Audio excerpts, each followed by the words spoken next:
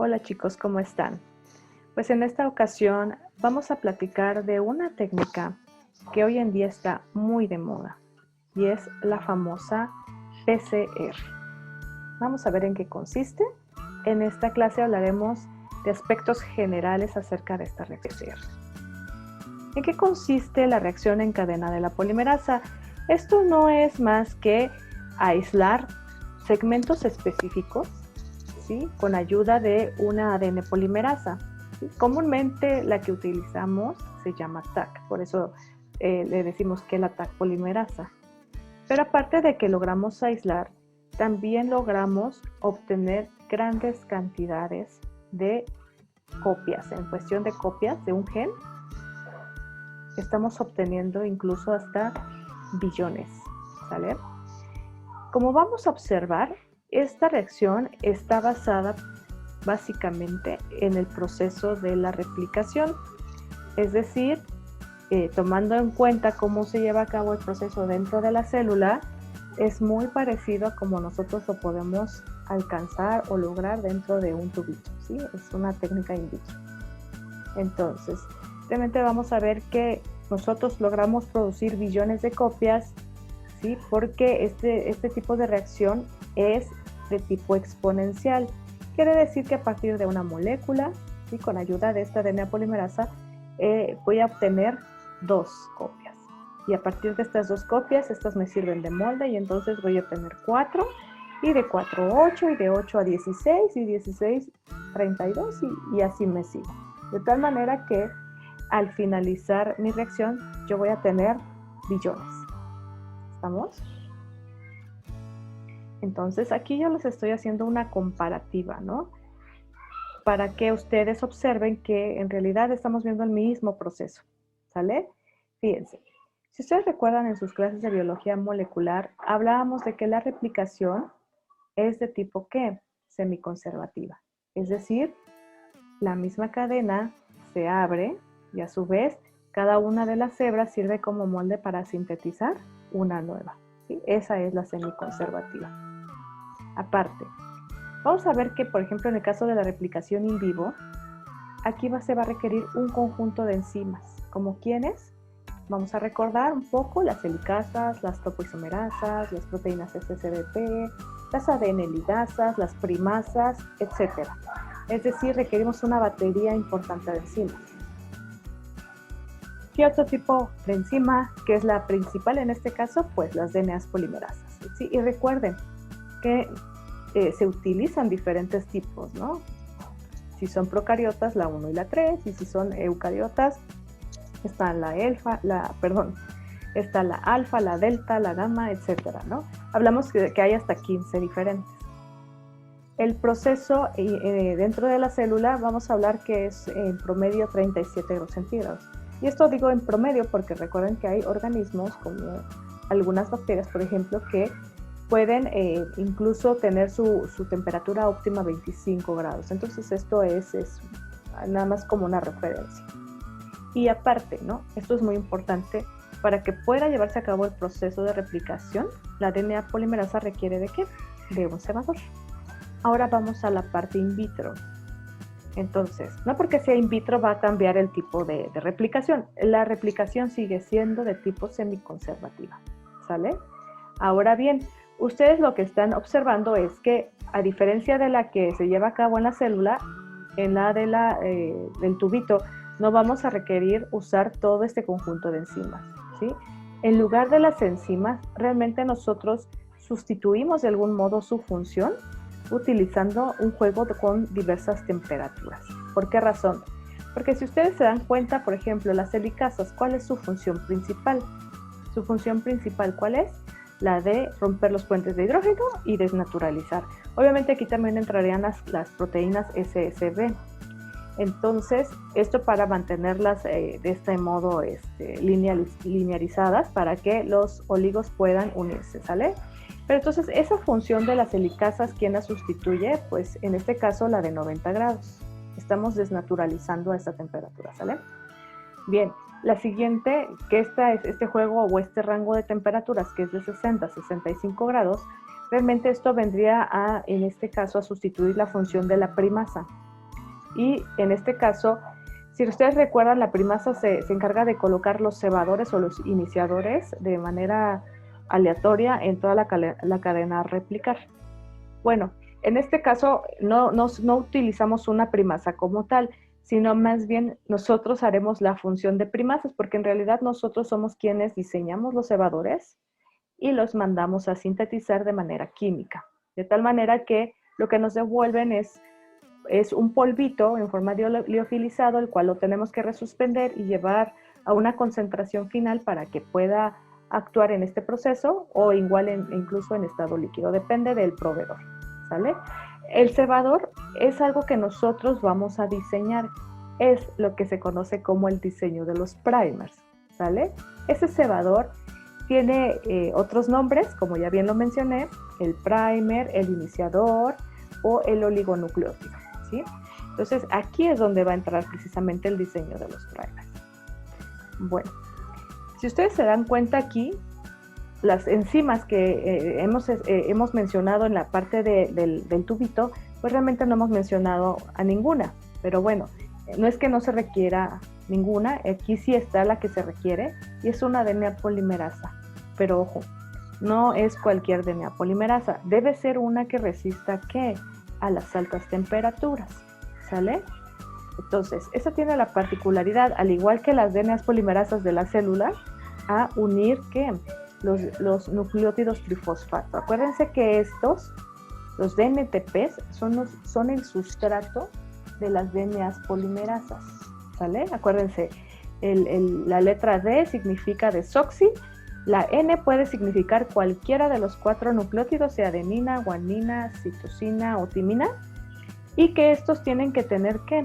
3 grupos fosfato, cada uno para poder ser polimerizado dentro de la nueva cadena, ¿sale? ¿Quién es la DNA polimerasa? Sería la pregunta. Como les había mencionado, no es cualquier DNA polimerasa. Estamos hablando que esta en particular ha sido aislada de un lugar o de más bien de temperaturas extremas, ¿sí? Por lo tanto se considera un extremófilo y es la bacteria Thermus aquaticus, ¿sí? Se logró aislar a partir de un geyser. De hecho, aquí les tengo una fotografía muy bonita de cuando este señor de apellido Brook realizó una expedición con el objeto de ¿qué? De buscar nuevas especies en cuestión de microbios y lograron aislar precisamente a esta bacteria.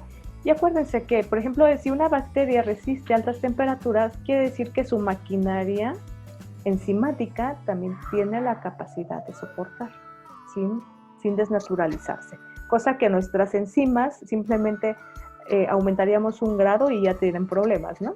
Entonces vamos a observar que en particular las enzimas y sobre todo la DNA polimerasa que fue aislada de esta bacteria, ¿sí?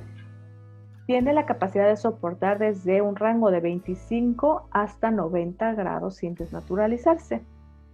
Ahora bien, como toda buena DNA polimerasa, pues en este caso vamos a ver que esta tiene una tasa de error, que tal vez esta sea una de sus desventajas, ¿no?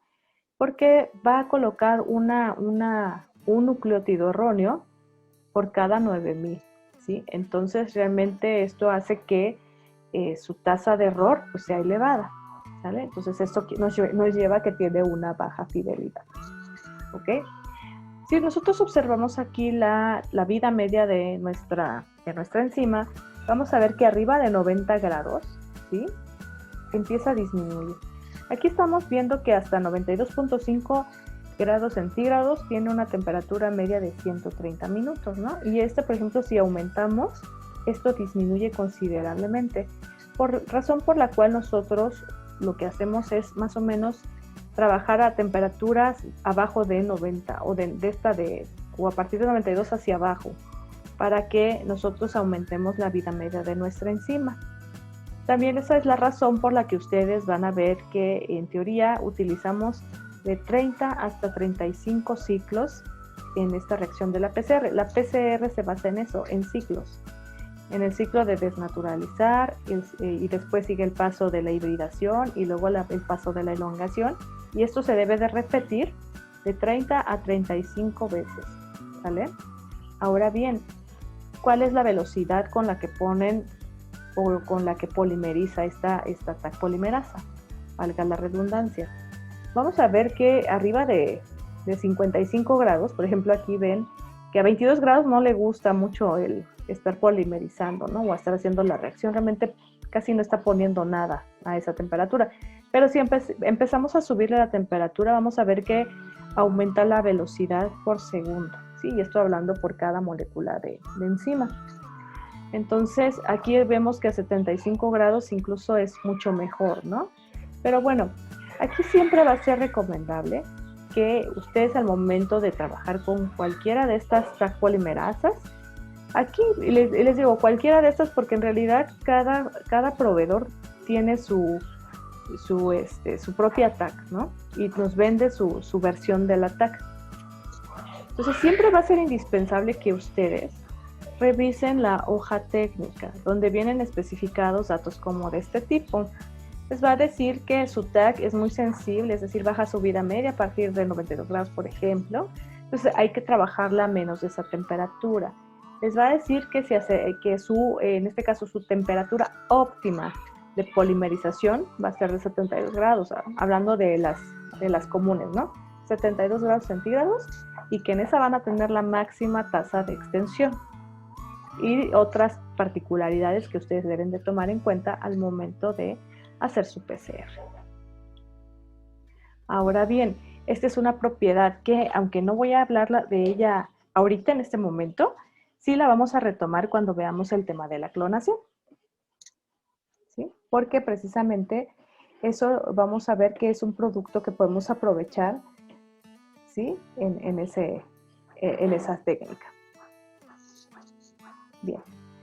La procesividad que tienen las TAC polimerasas, ustedes pueden ver aquí, bueno, ya les di anteriormente un dato, pero bueno, si lo queremos ver así como, ver como cuál es la mejor, no es la única que existe para poder hacer este tipo de reacciones. Realmente, pues aquí está la comparativa con respecto a otras dos, que es la PFU polimerasa y la PW polimerasa. Es decir, si no mal recuerdo, la PFU viene de Pyrococcus furiosus, que también es una bacteria. Entonces de ahí también aislaron esta polimerasa. La diferencia entre TAC y estas dos que están en la pantalla es que TAC no tiene actividad proofreading. ¿Qué quiere decir? Que si se equivoca no tiene modo de corregir sus errores, cosa que PFU y PW sí tienen, ¿sí? Entonces eso también se ve reflejado en la velocidad que tienen de extensión. Hablamos que TAC polimerasa pega cerca de 2000 nucleótidos por minuto, ¿sí? Y vemos que, por ejemplo, en el caso de PFU y PWO es mucho más baja la tasa de extensión, es decir, es más lenta el modo, o es más lento el modo en cómo la TAC polimerasa, o más bien, es más lento el modo en cómo la polimerasa va a pegar a los nucleótidos. Ahora, en cuestión de fidelidad, pues en este caso, al carecer la TAC polimerasa de esta actividad de 3 a 5', esa es la actividad proofreading. Como no posee esa actividad, pues ¿cómo se va a ver reflejado? Pues en las tasas de error que son más elevadas con respecto a las otras, que es por ejemplo PFU o PWO. Vamos a ver que la TAC tiene la mayor tasa de error, y también lo vemos con el porcentaje de productos con mutación. Y esto va a ser un criterio súper importante al momento de que ustedes vayan a hacer una estrategia que tenga que ver con, por ejemplo, clonación, ¿sí? Vamos a suponer que ustedes quieren clonar un gen completo, con el objeto de ¿qué? De que se exprese la proteína, ¿vale? Entonces, aquí ustedes estarían buscando una polimerasa que les produzca la menor cantidad de mutaciones, porque lo que ustedes no quieren son mutaciones y que cambien la configuración de su proteína al final. Entonces, ¿por cuál se irían? Pues comúnmente nos iríamos por PFU y por PWO, ¿sale? Al final lo que tenemos que hacer siempre, hacer una PCR, es secuenciar para verificar que vamos a trabajar con la secuencia idónea y no con la que tiene mutaciones. Aunque fíjense, no es susceptible de que no cometan errores, pero el porcentaje de productos mutados es mucho menor que con respecto a la TAC polimerasa. Ahora bien, esta propiedad es interesante y les decía, se utiliza más en estrategias de clonación molecular. Es que, por ejemplo, la TAC polimerasa tiene la facultad de colocar una adenina en el extremo 3' de cada cadena, ¿no? Entonces, pues la puede poner, más bien la pone aquí y por otro lado la pone en este producto. Lo que hace que nuestro producto fácilmente lo podamos meter a un vector de clonación. Esa es una ventaja que la PFU y la PWU no nos ofrecen en cierto momento. Bien, ¿cuáles son los componentes de una reacción, ¿sí?, para llevar a cabo una PCR de tipo estándar? Y hablo de estándar porque hay muchísimas versiones de PCR con diferentes objetivos. Bueno, ¿qué es con lo que debemos de contar? En primer lugar, debemos de tener ¿qué? Un ADN molde.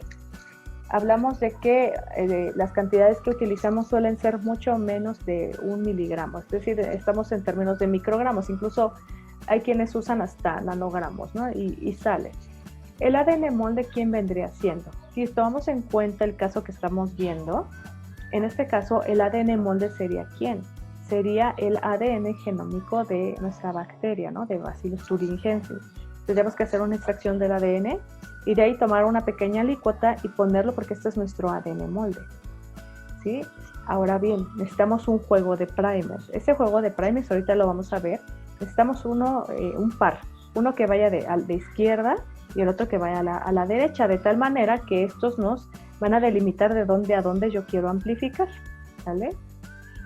La otra cosa que vamos a requerir, pues, es la enzima. En este caso, aquí les pongo, puede ser TAC, puede ser PFU, la que ustedes tengan, ¿sí? De 1 a 5 unidades, y por lo general la enzima viene provista con su propio buffer, el cual va a contener las sales, los cofactores. En este caso, por ejemplo, TAC polimerasa no funciona si no tiene magnesio, y en este caso el buffer ya lo tiene integrados, por así decirlo.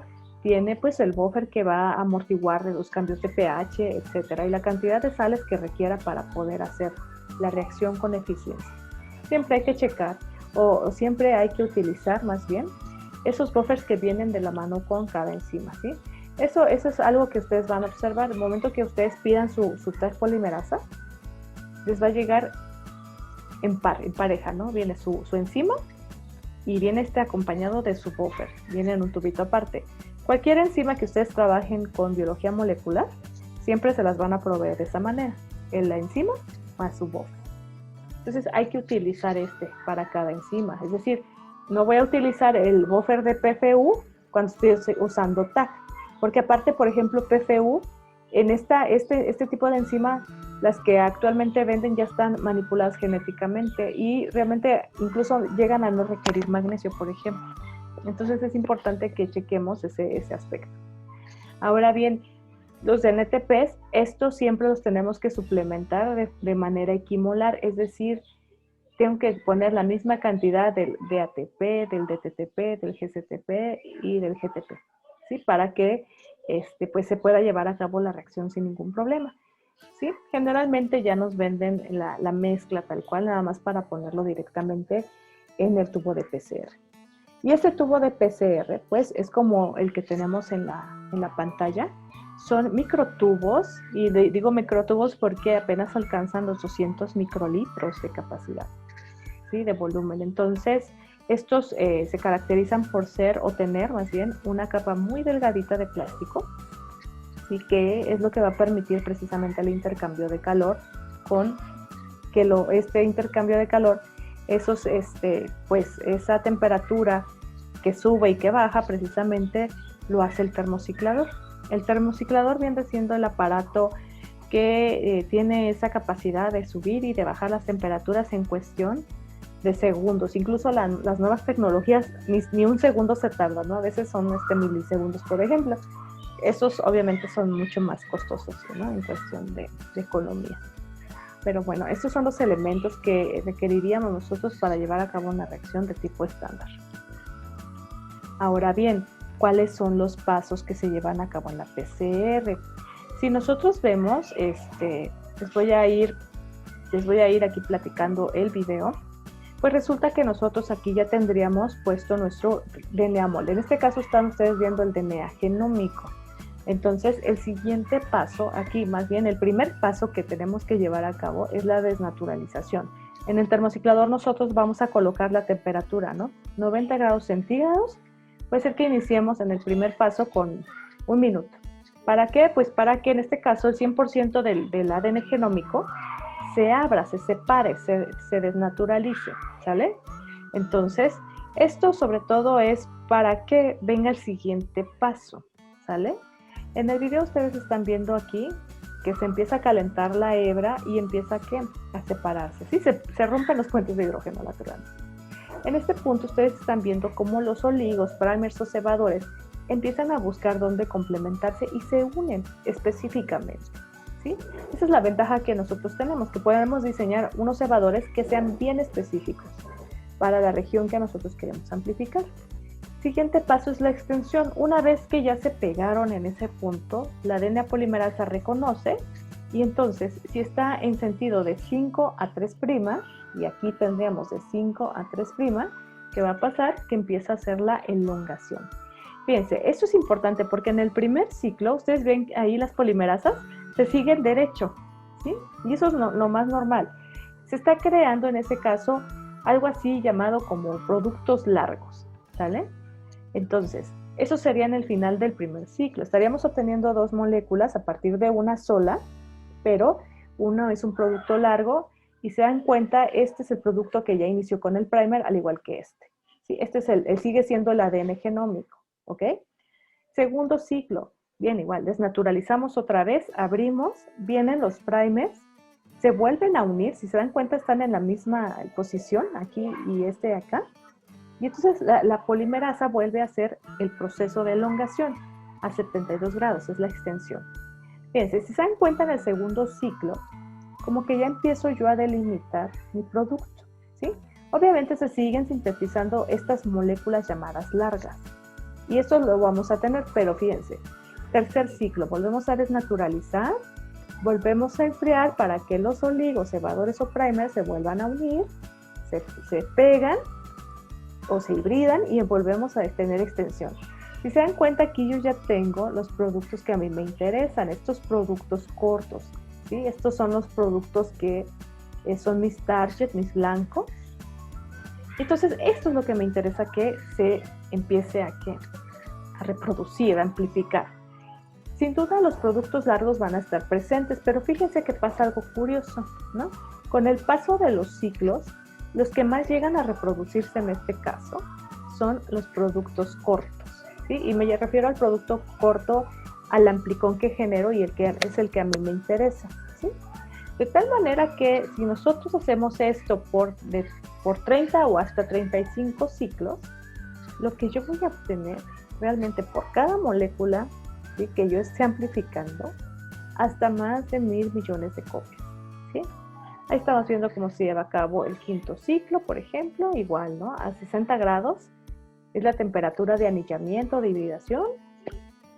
Sigue la polimerización, ¿sí? ¿Y qué seguirá después de la polimerización? Desnaturalizar otra vez, anillar, extender, ¿sí? Y otra vez, desnaturalizamos, anillar y extender. Y esto es cíclico, ¿no? Cíclico, cíclico, cíclico. Aquí, por ejemplo, se está contabilizando hasta el ciclo 30 y miren el número de moléculas que tenemos, ¿sí? En el caso de las moléculas largas realmente es muy limitado, son 60 moléculas y obtenemos más de 1.000 millones de moléculas que nos interesan a nosotros, ¿sale? Entonces, esta es la base de la técnica de PCR, ¿ok? Bien. Entonces, si nosotros hacemos una cinética de cada uno de estos elementos, por ejemplo, vamos a ver que en el caso de la Taq polimerasa o la que estemos utilizando, ¿sí?, vamos a ver que su actividad es muy, muy buena en los primeros ciclos, pero esta va decayendo conforme también van aumentando los ciclos. ¿Sí? Acuérdense que no son eternos. Por eso se recomienda siempre que sea máximo 35 ciclos. La cuestión de los primers, si nosotros monitoreamos su comportamiento, vamos a ver que pues vamos a empezar con una cierta concentración, pero esta concentración va a empezar a disminuir con el paso de los ciclos. ¿Por qué razón? Pues porque se están gastando, ¿no? O se están quedando en estos productos nuevos que se están generando, ¿sale? Y en la cuestión del número de ciclos, pues en este caso vamos a ver que el producto va aumentando, ¿no? Obviamente contamos con poco producto y esto, bueno, y a un punto donde esto crece de manera exponencial hasta llegar a una fase límite, porque realmente se agotan aquí cuestiones como primers, la actividad de la enzima decae, el DNA molde también llega a ser insuficiente tal vez, y bueno, esto se estabiliza hasta cierto número de ciclos, ¿ok? Ahora bien, esos primers de los que estamos hablando, estos son moléculas cortas de DNA, ¿sí? Que van a ser requeridos para que la DNA polimerasa pueda hacer su síntesis, ¿no? Acuérdense que es un requisito de todas las ADNas polimerasas. Si no tienen un cebador, no van a empezar a polimerizar. A diferencia de las RNAs polimerasas, que esos no requieren de un cebador, ¿no? Ellas empiezan de nuevo. En este caso, nosotros somos quienes diseñamos, a partir de conocer la secuencia del gen de interés, vamos a diseñar un juego de oligos que se unan en esta parte y en esta parte, ¿sale? Se están dando cuenta, yo estoy pegando uno a la izquierda y otro a la derecha, de tal manera que yo voy a delimitar, ¿no? De izquierda a derecha, de dónde a dónde quiero yo amplificar. Esa es la ventaja que tenemos nosotros al diseñar nuestros primers. Entonces, ahorita les voy a dar las reglas, pero básicamente una vez que nosotros sacamos la secuencia que deseamos, los mandamos a manufacturar de manera química, de tal manera que ya una vez que los producen nos los envían y ya nosotros los empezamos a trabajar, ¿ok? Bien, los primers en realidad hay diferentes tipos de diseño y esto siempre va a ser en función de lo que nosotros queramos hacer, ¿sí? Aquí, pues, no sé si han escuchado que ya les mencioné la palabra amplicón. A partir de aquí, cuando ustedes escuchen ese término, yo me estoy refiriendo al producto de PCR. Me es más fácil decir amplicón que producto de PCR, ¿no? Mucho más largo. Pero bueno, entonces, para que yo pueda obtener mi amplicón, pues tengo que saber para qué va a servir dicho amplicón. Puede ser que para el caso que vamos a ver más adelante, sea para una sonda, ¿no? Es muy diferente hacer un diseño de primers que van a servir para sonda a uno que va a servir para clonación, por ejemplo, ¿sí? O incluso cuando yo quiero analizar la expresión de un gen, pues también en este caso va a ser totalmente diferente, ¿sí? Ahora que quiero hacer mutagénesis dirigida, el diseño cambia totalmente, así como si quisiera yo, por ejemplo, unir o fusionar dos genes, ¿sí? de distintas fuentes, y entonces tengo que cambiar también el diseño nuevamente de los primers. No es lo mismo, ¿sí? Es decir, las reglas que les voy a dar son como muy generales, pero ya en un momento dado, cuando lo vayamos a ver para clonación o análisis de expresión, va a cambiar el diseño. Entonces, nosotros partimos de que tenemos nuestro DNA doble cadena, ¿sale? Entonces, en este caso nosotros, como les había mencionado, vamos a delimitar el fragmento de DNA que vamos a seleccionar o que queremos amplificar.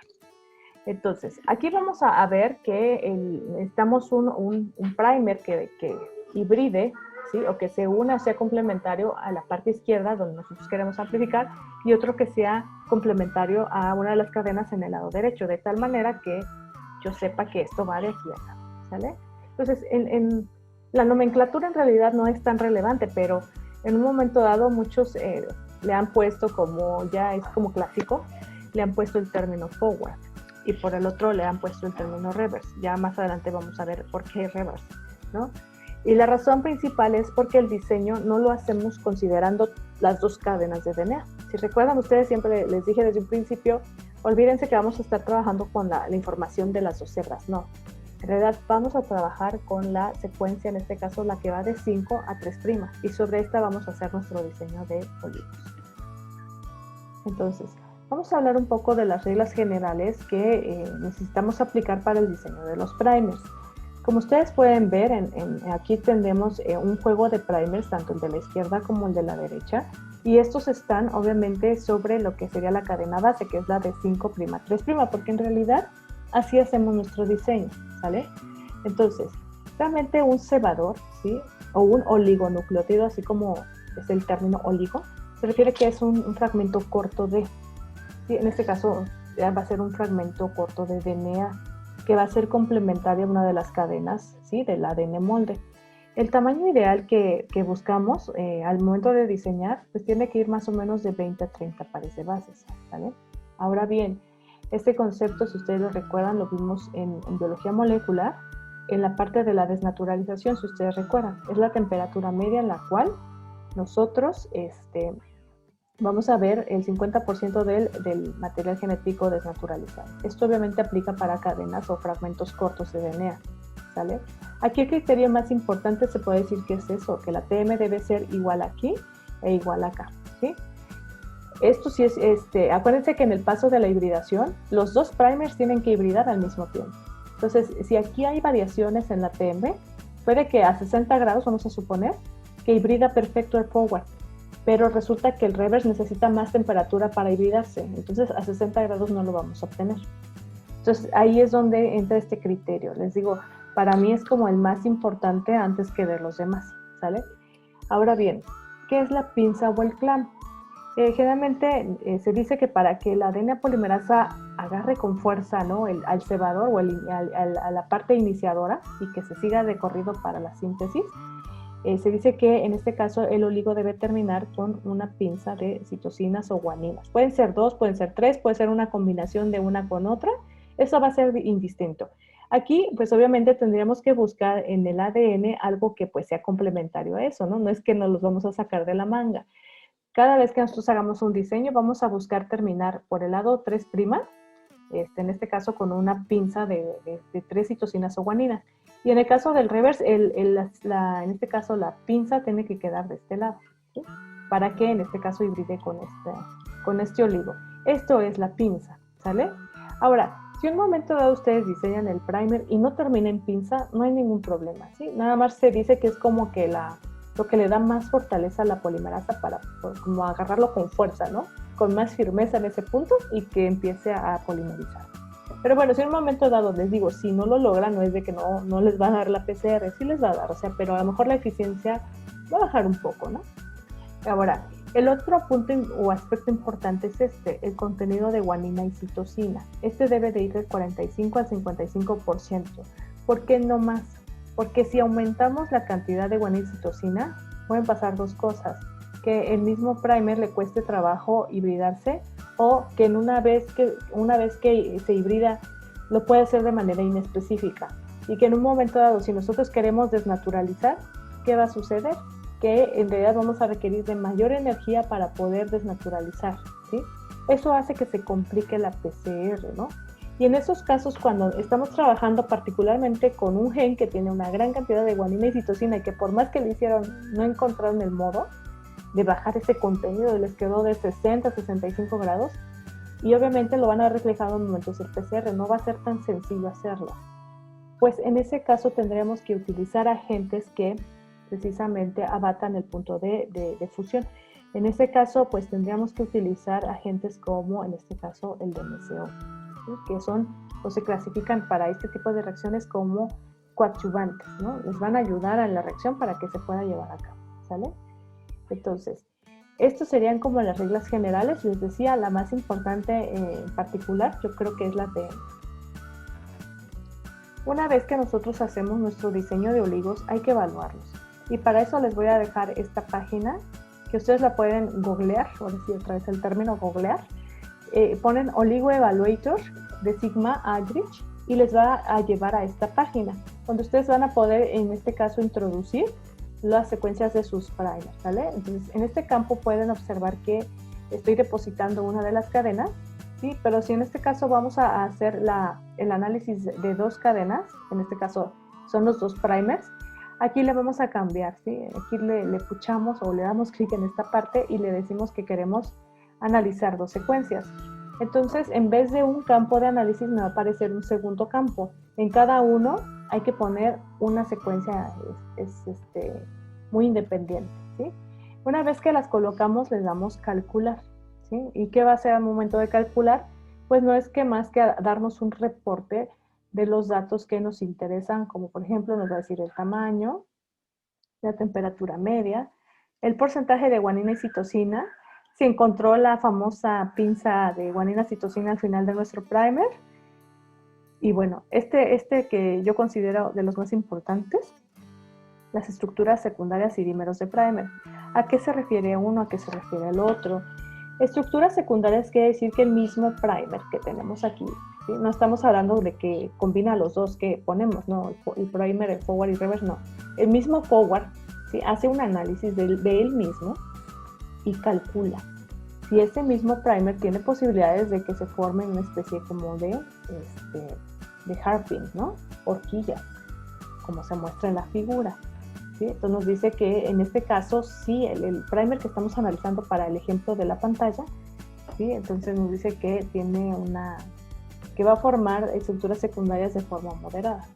Esto hay que cuidar mucho porque la temperatura media ahí me va a servir mucho. Si yo caliento un poco más arriba de la temperatura media, entonces quiere decir que yo voy a evitar que se formen este tipo de estructuras secundarias, ¿sí? Entonces hay que cuidar este aspecto. Aquí sí me preocuparía que aparezca este término de moderado, ¿sí? Pero bueno, si en un momento dado el análisis me arroja que es débil o muy débil, pues no me preocupo tanto, ¿sale?